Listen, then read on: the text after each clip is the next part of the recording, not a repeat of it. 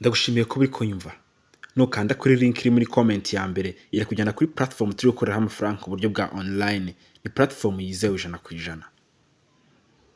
Ukimara gukanda kuri link urahita wisanga kuri page imeze gutya, urashyiramo email yawe ugiye gukora sign up, wandikemo email yawe hanyuma ushyiremo password, numara gushyiramo password making sure ko mibare iri hasi irimo, nurangiza ukande kuri sign up.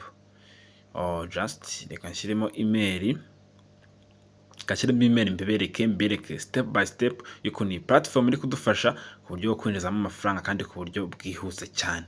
Ntimuze gucikwa nyuma y'iyi video, muyirangize, hari agace ka nyuma k'ingenzi nshaka ko muza kwitaho, muze kukareba mwitonze, hanyuma dukande kuri sign up. Okay, reka turindire ifunguke.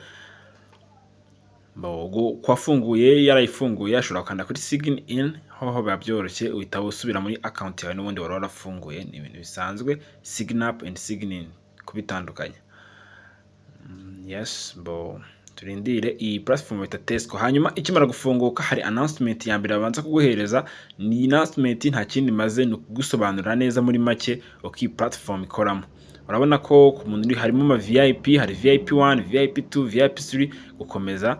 Ubwo nubibona uraza kubisoma neza ubyumve. Okay, twageze muri platform neza, twayinjiye, twamaje gukora sign up.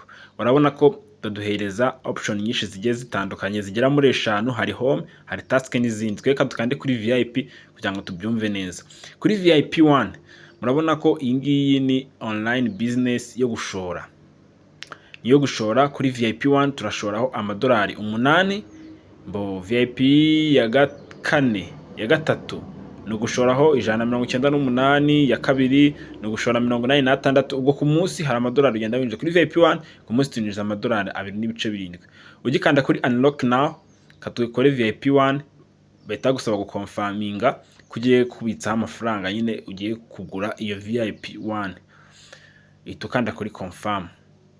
Hanyuma bahita baguhereza akantu kameze nka gutya ka address, uhita copy your address, wamara copy your address ukajya muri ahantu uri bwishyurire, ushaka ko ari Binance cyangwa se OKX cyangwa se ama wallet agiye atandukanye nka Trust Wallet cyangwa se n'iyindi itandukanye, ukabitsa amafaranga. Hano hejuru hari rimwe, uhita ubona akantu kakwemerera ko iyi wakoresha iyo VIP. Murabizi neza ko izi platform kugira ngo winjiza amafaranga hari task ugenda ukora buri munsi.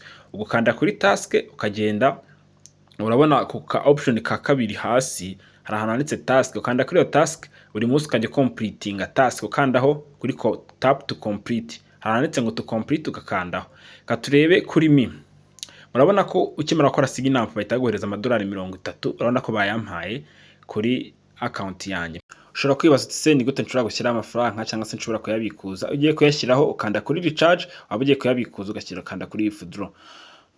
Noneho reka dukande kuri withdraw. Urabona ko amafaranga make tubikuza na amadolari 2.7, tugakoresha network Tron twakoye muri exchange runaka cyangwa se muri wallet runaka.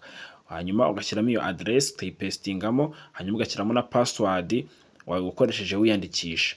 Je rero kuko ninakoze withdraw ubona ko araho 0.00 kandi yarariho kare, nakoze withdraw nikorera muri Trust Wallet. Gusa ubutaha nzabakorera video y'ukuntu ushobora kubikuza uvana kuri platform runaka uyavanaho uyashyira kuri